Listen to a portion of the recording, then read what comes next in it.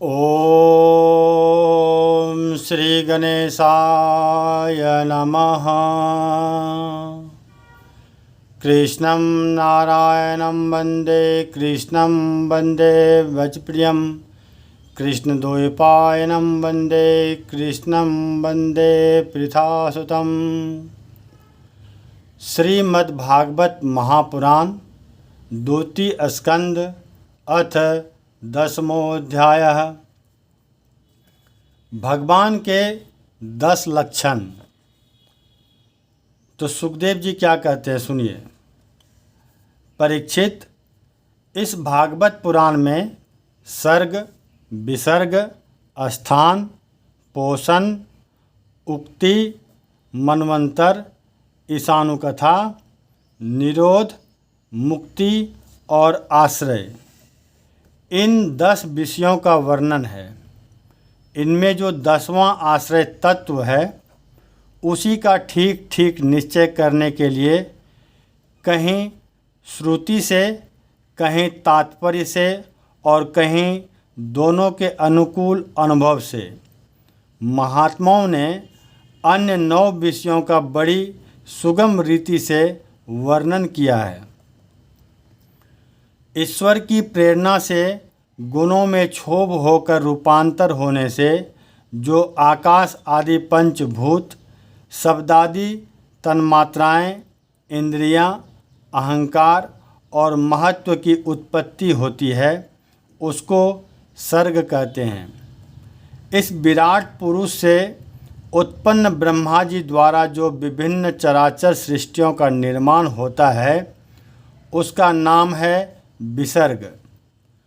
प्रतिपद नाश की ओर बढ़ने वाली सृष्टि को एक मर्यादा में स्थिर रखने से भगवान विष्णु जो श्रेष्ठता सिद्ध होती है उसका नाम स्थान है। अपने द्वारा सुरक्षित सृष्टि में भक्तों के ऊपर उनकी जो कृपा होती है उसका नाम है पोषण। मनवंतरों के अधिपति जो भागवत भक्ति और प्रजापालन रूप शुद्ध धर्म का अनुष्ठान करते हैं उसे मनवंतर कहते हैं।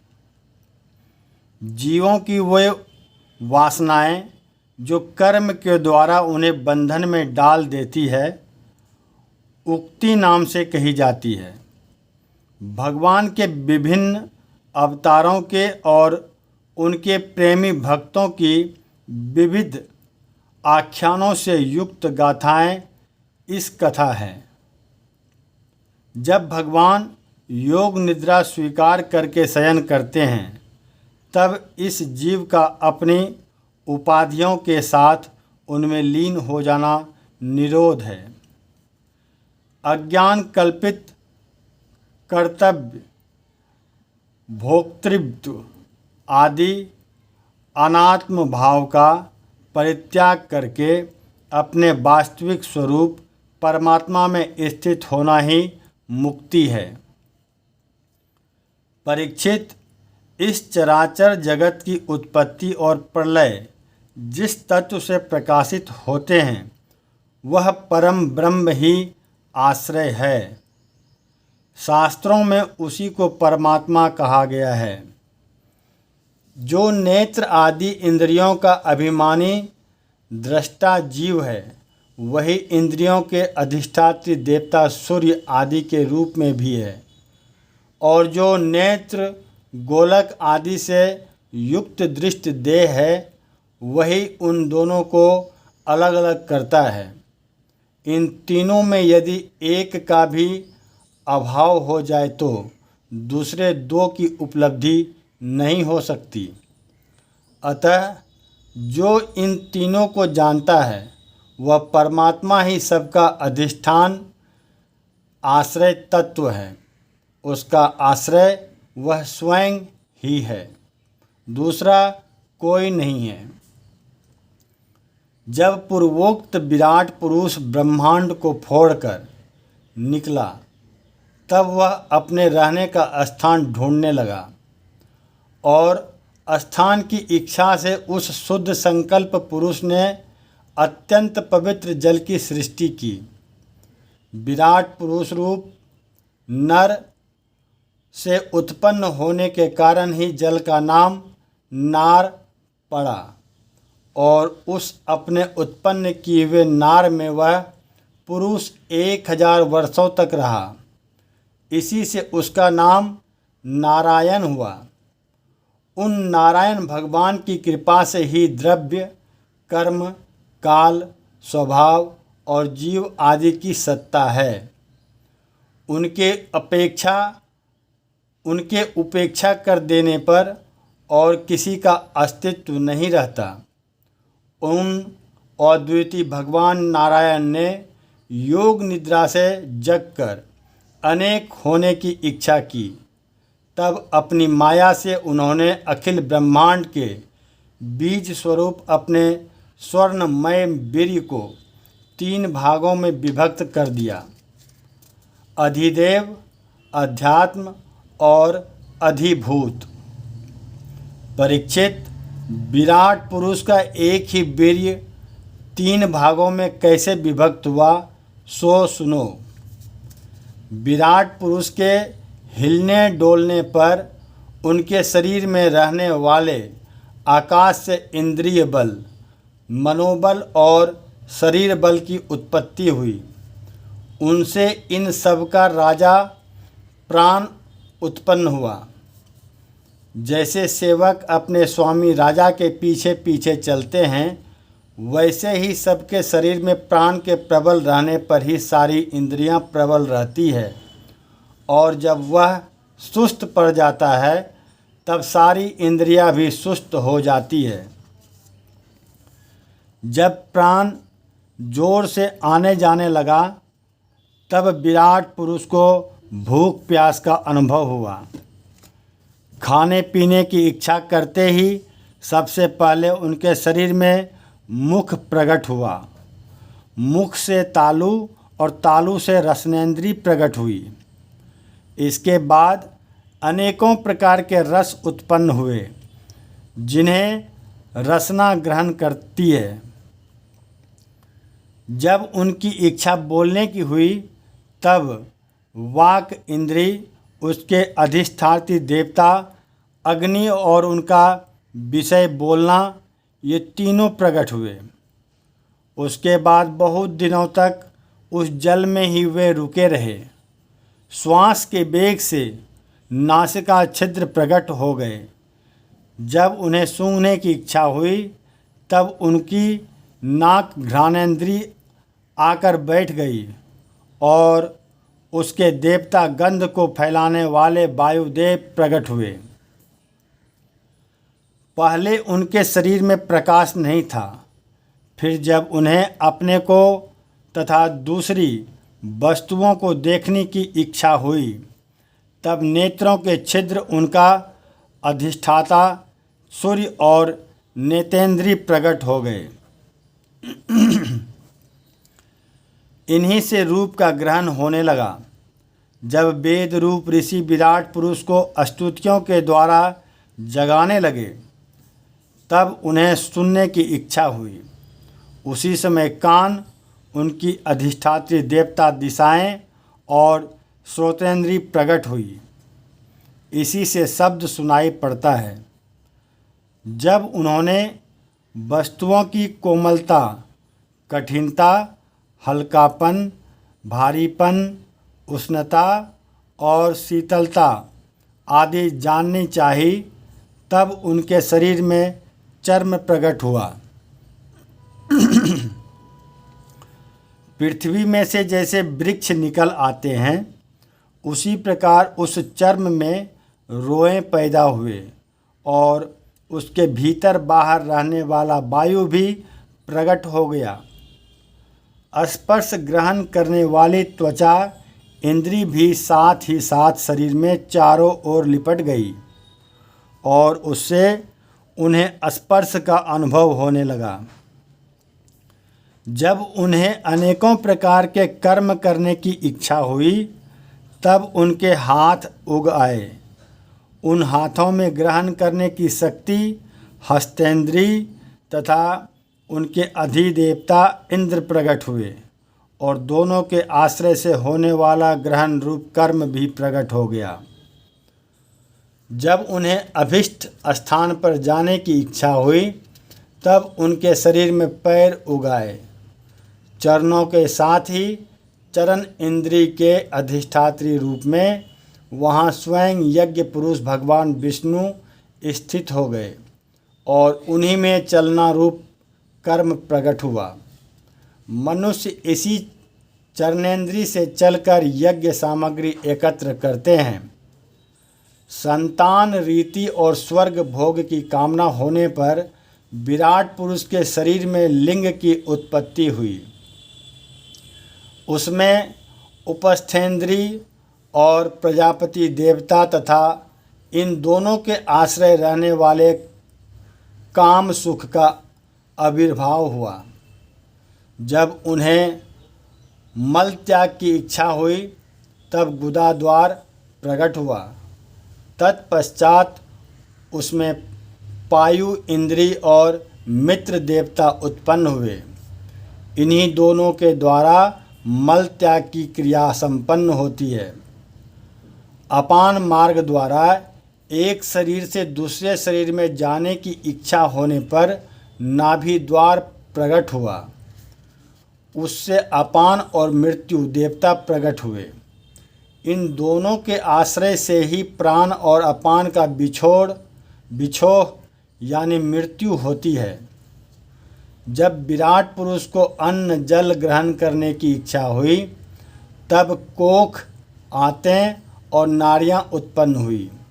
साथ ही कुक्षिके देवता, समुद्र नारियों के देवता, नदियाँ एवं तुष्टि और पुष्टि ये दोनों उनके आश्रित विषय उत्पन्न हुए।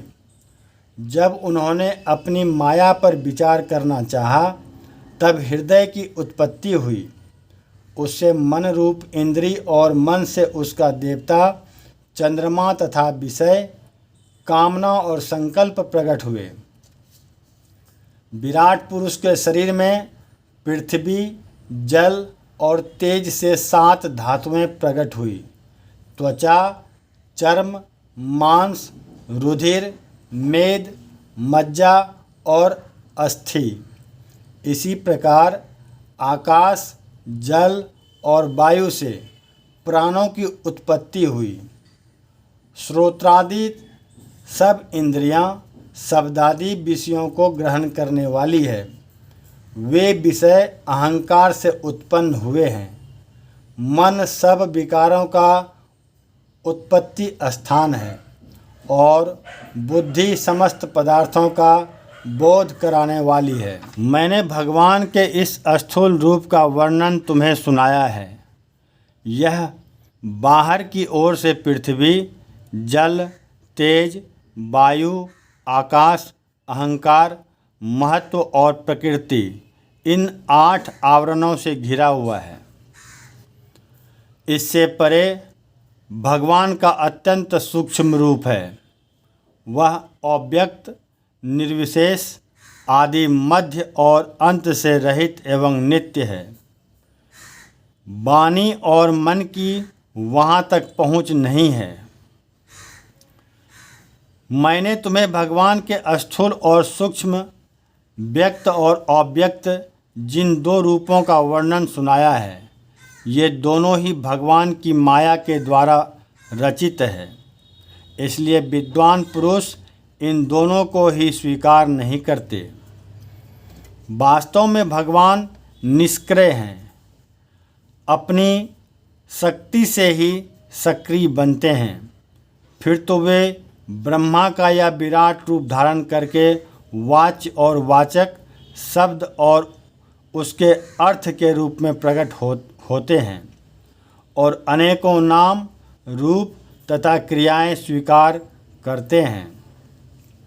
परीक्षित, प्रजापति, मनु, देवता, ऋषि, पीतर, सिद्ध, चारण, गंधर्व, विद्याधर, असुर, यक्ष, किन्नर, अप्सराएं, नाग, सर्प, किमपुरुष, उरग, मातृकाएं, राक्षस, पिशाच, प्रेत, भूत, विनायक, कुष्मांड, उन्माद, बैताल, यातुधान, ग्रह, पक्षी, मृग, पशु, वृक्ष, पर्वत, सरीसृप इत्यादि जितने भी संसार में नाम रूप है सब भगवान के ही हैं।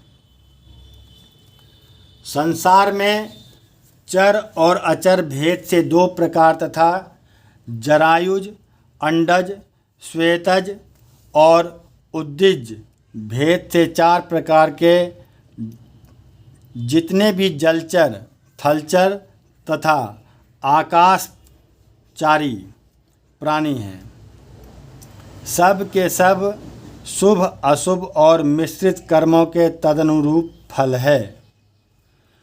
सत्व की प्रधानता से देवता, रजोगुण की प्रधानता से मनुष्य और तमोगुण की प्रधानता से नारकी योनियां मिलती है। इन गुणों में भी जब एक गुण दूसरे 2 गुणों से अभिभूत हो जाता है तब प्रत्येक गति के 3-3 भेद और हो जाते हैं। वे भगवान जगत के धारण पोषण के लिए धर्ममय विष्णु रूप स्वीकार करके देवता, मनुष्य और पशु पक्षी आदि रूपों में अवतार लेते हैं तथा विश्व का पालन पोषण करते हैं। प्रलय का समय आने पर वे ही भगवान अपने बनाए हुए इस विश्व को कालाग्नि स्वरूप रुद्र का रूप ग्रहण करके अपने में वैसे ही लीन कर लेते हैं जैसे वायु मेघमाला को। परीक्षित, महात्माओं ने अचिंत्येश्वर भगवान का इसी प्रकार वर्णन किया है, परंतु तत्वज्ञानी पुरुषों को केवल इस सृष्टि, पालन और प्रलय करने वाले रूप में ही उनका दर्शन नहीं करना चाहिए, क्योंकि वे तो इससे परे भी हैं। सृष्टि की रचना आदि कर्मों का निरूपण करके पूर्ण परमात्मा से कर्म या कर्तापन का संबंध नहीं जोड़ा गया है। वह तो माया से आरोपित होने के कारण कर्तव्य का निषेध करने के लिए ही हैं। यह मैंने ब्रह्मा जी के महाकल्प का अवान्तर कल्पों के साथ वर्णन किया है। सब कल्पों में सृष्टि क्रम एक सा ही है।